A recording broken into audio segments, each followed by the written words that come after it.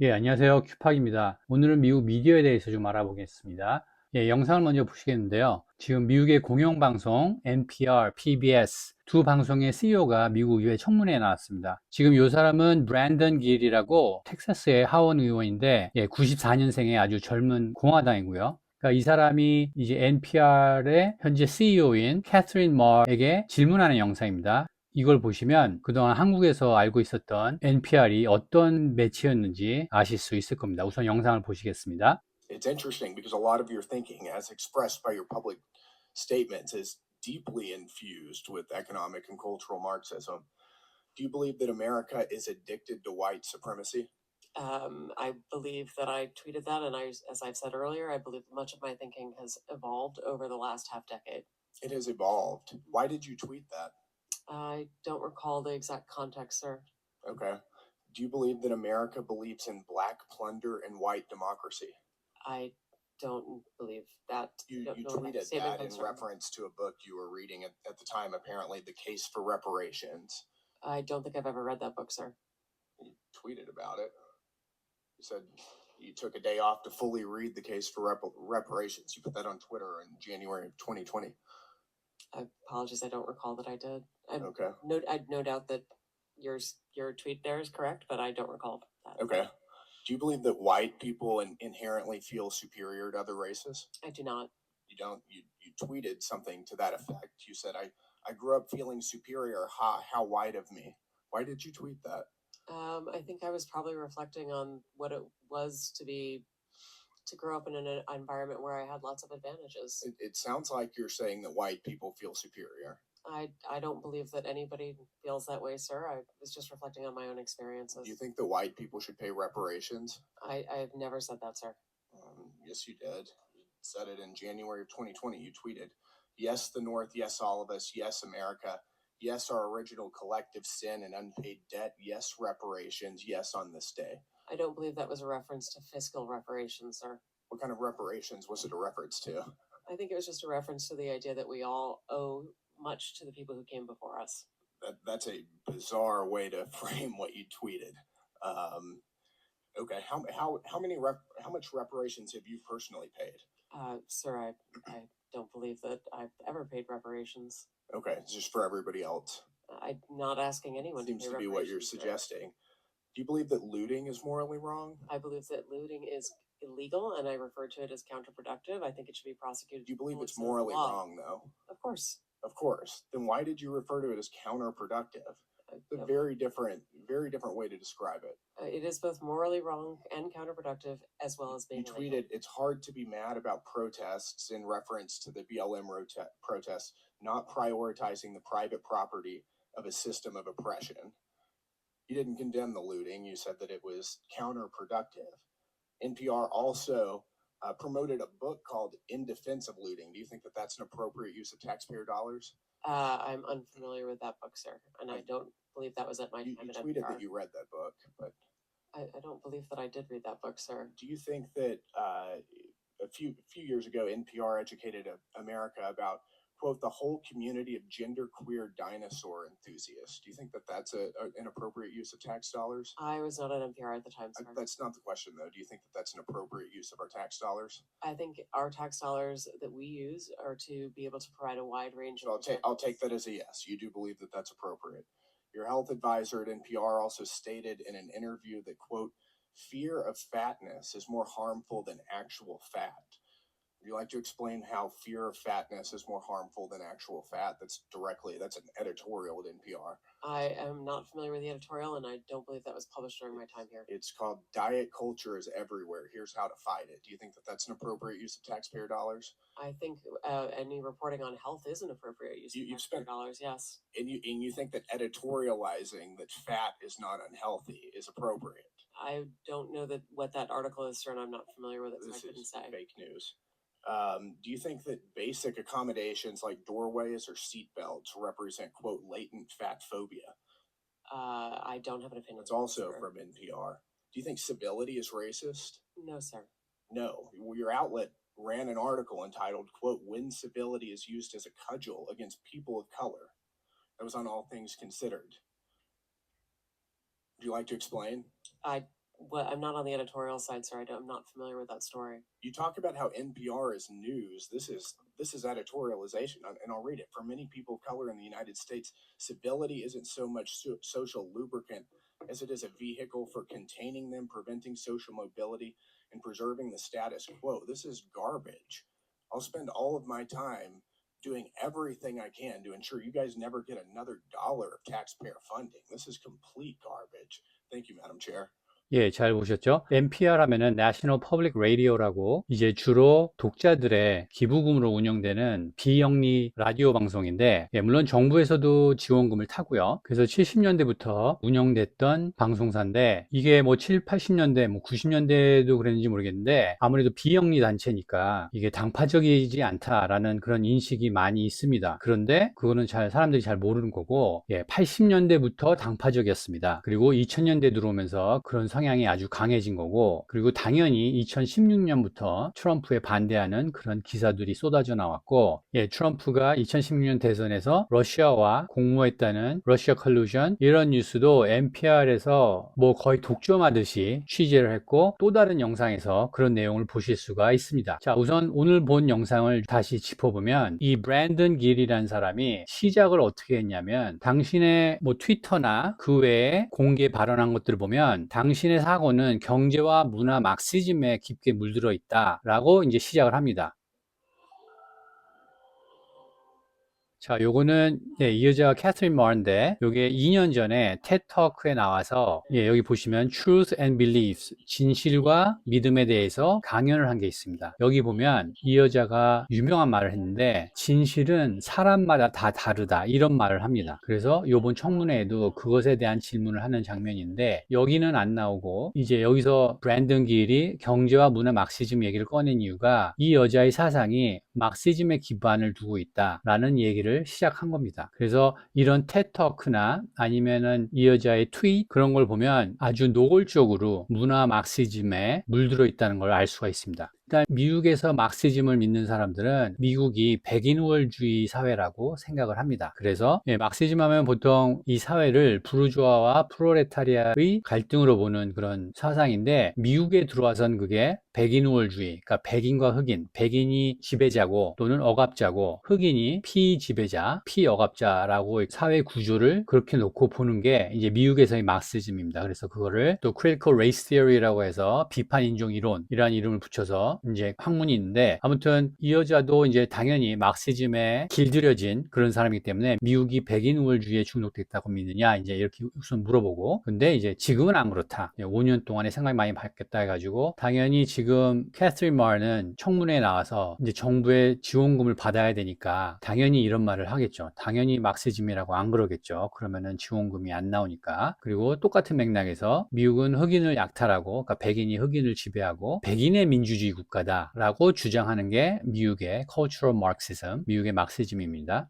다음에, 예, 캐서린 마르가 읽었다는 배상의 근거에 대한 책인데, 이게 미국 백인들은 흑인을 노예로 지배했기 때문에 배상을 해야 된다라는 움직임이 최근에 힘을 받고 있습니다. 그래서 캘리포니아 같은 경우에는 그걸 또 법안을 만들고 그거를 통과시키려고 하고 있고, 그래서 한 사람당 뭐 몇 밀리언씩 줘야 된다, 이런 얘기가 많이 나오고 있는데, 이제 그런 거에 대한 책이겠죠. 배상의 근거, The Case for Reparation인가 뭐 그럴 겁니다, 책 이름이.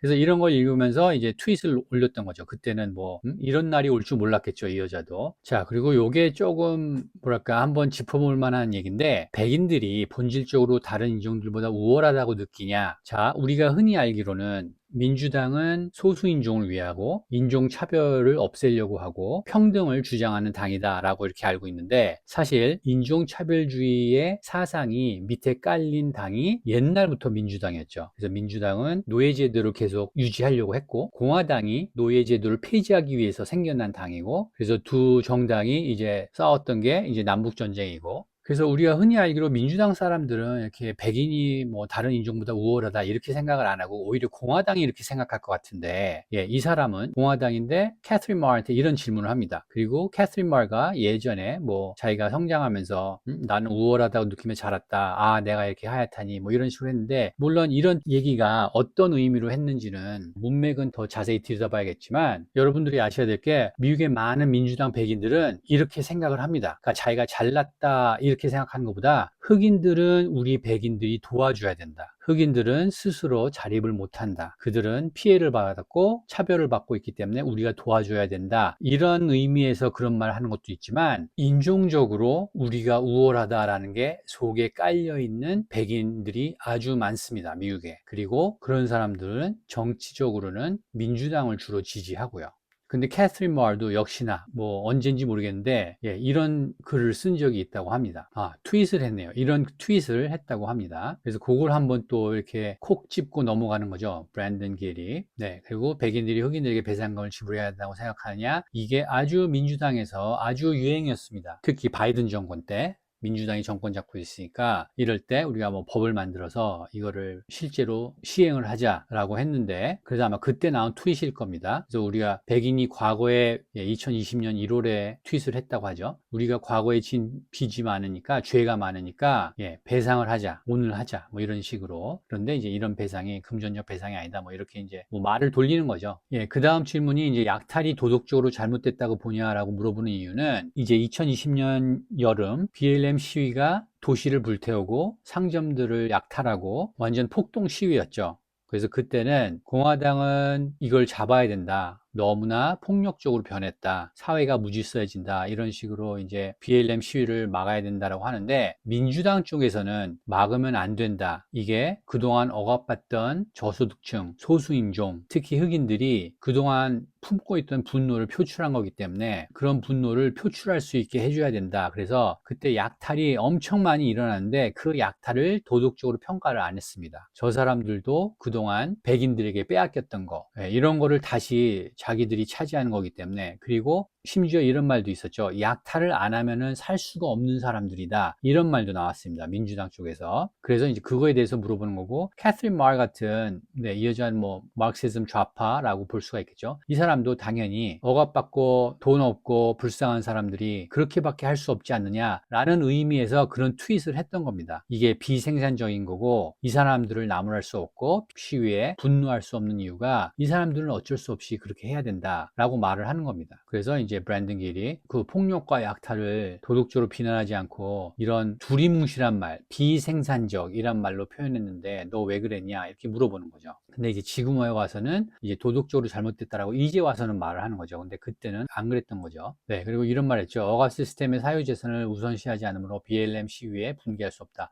BLM이 사실은 이것도 한국에서 많은 분들이 모르시는데 흑인의 인권 운동이 아니었습니다. 뭐 출발은 그렇게 했다고 하는데 2013년인가 그때 이제 흑인들이 백인 경찰들에게 이제 뭐 체포 과정에서 총 맞아 죽고 막 이러니까 이제 이런 단체가 생긴 건데 이 단체가 막시즘 단체라는 거를 한국에서는 모르죠. 이게 막시즘 단체라는 거는 뭐 제가 하는 말이 아니고 BLM 그 사이트에 가면은 그렇게 적혀 있습니다. 지금은 물론 바뀌었겠지만 처음에 나왔을 때는 그렇게 돼 있고 이거 미국에서는 누구나 다 압니다. 한국에서만 모를 뿐이지. 그래서 뭐 한국 국회의원들도 BLM 시위를 따라 했었죠. 뭐 무릎 꿇고 뭐 모든 차별을 뭐 없애야 한다 이러면서. 근데 이제 BLM이 그런 시위가 아니었고 사실 막시즘 시위였습니다. 아무튼 이제 NPR에서는 약탈의 옹호, BLM 시위 때 약탈을 이제 정당화 시켜주는 거예요. NPR이 그런 매체였습니다. 그래서 이런 책도 홍보를 하고, 그 다음에 이제 NPR이 이제 젠더 퀘어, 그 젠더리즘, 젠더 이념도 미국 사회에 많이 홍보를 했습니다. 그리고 지금은 이제 NPR CEO에게 질문하고 있는데, NPR CEO 옆에 PBS, Public Broadcasting Service라고 그것도 비영리 공영방송인데 그 CEO도 옆에 나와서 비슷한 질문을 받죠. PBS도 젠더리즘을 아주 많이 홍보했던 그런 매체입니다. 네, 그리고 또 이게 참 웃긴 건데 뚱뚱함에 대한 두려움이 실제 지방보다 더 해롭다라는 사설이 NPR에 실렸는데 이것도 뭐 한국에 많이 알려졌는지 모르겠는데 예쁘고 아름답고 날씬하고 우리가 그동안 알았던 여성의 미의 기준 그리고 또 남성도 이렇게 뭐 근육질에 이런 몸매가 다 cultural marxism 문화 막시즘 기준에서 보면 백인 우월주의자들이 만든 기준이다 라고 가리킵니다. 그래서 우리가 흔히 뭐 뚱뚱한 여자보다는 날씬한 여자를 더 아름답다고 이렇게 보는데 그것도 다 백인 우월주의 백인 억압자들이 만들어 놓은 기준이다. 그래서 뚱뚱한 거를 나쁘게 보지 마라 라는 얘기들이 2010년대 뭐 중반 후반 때부터 또 그런 기사들이 막 나오기 시작했습니다. 그러면서 이제 이런 단계까지 온 거죠. 뚱뚱함에 대한 두려움이 지방, 살찐 것보다 더 해롭다. 와, 나 뚱뚱해지면 어떡하지? 살 빼야지, 다이어트 해야지. 이런 게 지방보다 더 해롭다는 겁니다. 건강에. 예, 이런 기사까지 나온 단계에 온 거죠. 그래서 이거 뭐 인터넷에 검색하면 이런 기사들이 다 있습니다. 그래서 지금 검색해도 다 나오니까 궁금하시면 진짜 이게 도대체 무슨 황당한 얘기인지 네, 읽어보시면 예, 참 내용이 기가 막힙니다. 그리고 예, 보세요. 다이어트 문화가 어디에나 있다. 여기 그걸 싸우는 방법이 있다라고 사설 안에 이런 내용이 있는 거죠. 다이어트 문화를 나쁘게 보는 겁니다. 왜냐하면 다이어트하고 그러면은 여성들이 날씬해지고 뭐 남자도 그렇고 남자도 건강해지고 날씬해지고 근육질이 되고 이런 거는 다 막시즘 기준에서는 억압자들이 미국 같은 경우에는 백인들이 세우는 기준이기 때문에 나쁜 거다라고 가리키는 겁니다. 그리고 실제로 미국뿐만이 아니고 유럽이나 영국 같은 데도 뚱뚱한 게 아름답다, 뚱뚱한 게 건강하다 이런 주장을 하는 학자들이 생각보다 많습니다. 그리고 토론 방송에 나와서도 살이 찐 여성이 뭐 병원에서 검사해도 나는 다 뭐 정상 수치고 건강하다 이렇게 말하는 여성들도 있습니다. 자, 그 다음에 요건 무슨 얘기냐? 문이나 안전벨트 등의 기본 편의시설이 잠재된 비만 공포증을 나타낸다라고 또 사설을 썼는데 뚱뚱한 사람 좁은 문이나 아니면 회전문 거기 들어가기 힘들죠. 안전벨트 이런 것도 비만인 사람은 안전벨트 하기 힘드니까 이런 편의시설들이 비만에 대한 공포증을 불러일으킨다. 영어로 fat phobia라고 그러는데 fat phobia라는 말까지 만들어냈죠. 네, 그래서 이런 말도 안 되는 사설이 NPR에 실렸던 겁니다. 그동안. 그 다음에 더 웃긴 거 예의가 유색인종에 대한 몽둥이로 사용될 때 있다라는 기사가 있는데 이게 뭐냐면 뭐 여기 브랜든 길이 그 기사의 내용을 읽어줬는데 유색인종들에게 예의는 그들을 억제하고 사회적 이동성을 막는 현 상태를 유지하는 수단이다 이런 말을 했는데 이게 한국에서 많이 이해하실지 모르겠는데 미국에서 이건 뭐 코미디 소재에서도 많이 쓰이는데 시간을 잘 못 지키고 근면하지 못하고 게으르고 이런 건 주로 흑인이다라는 그런 사회적 편견이 있습니다. 그러니까 요거를 좀 잘 생각하셔야 되는데 흑인이기 때문에 게으르고 뭐 이런 게 아니고 흑인들이 많이 접하는 문화나 흑인들이 성장하는 문화나 이런 문화에 시간 약속을 지킨다거나 절제한다거나 이런 문화가 많이 없기 때문에 백인 문화나 아시안 문화보다도 그렇기 때문에 사회에 그런 편견이 있습니다. 그래서 그게 어느 단계까지 왔냐면 이제 흑인들에게 예의를 지키라든지 시간을 지키라든지 이런 거를 주장하면 그들에게 인종차별이다라는 말까지 나온 단계입니다. 지금 미국 사회가. 그런 생각이 어디서 시작된 거냐? 예, 문화 마르크시즘에서 시작된 겁니다. 이게 문화 마르크시즘입니다. cultural marxism. 그리고 이런 걸 가리키는 게 한국에서도 그런 걸 좀 하는 것 같은데 비판 인종 이론이라고 있습니다. critical race theory. 거기서 다 파생돼서 나온 게 이런 얘기입니다. 흑인들에게 아침 9시에 출근하게 하는 거. 이것도 인종차별이다라고 합니다. 그럼 우리가 생각하기에 아, 이거는 뭐 흑인들을 너무 비하하는 거 아니냐 뭐 이렇게 생각하실 수도 있는데 이제 그들만의 나름대로의 논리는 있기 있어요. 흑인들은 뭐 생활 환경이 열악하고 뭐 미혼모가 많고 그래서 아이들을 돌보다 보면 뭐 출근 시간을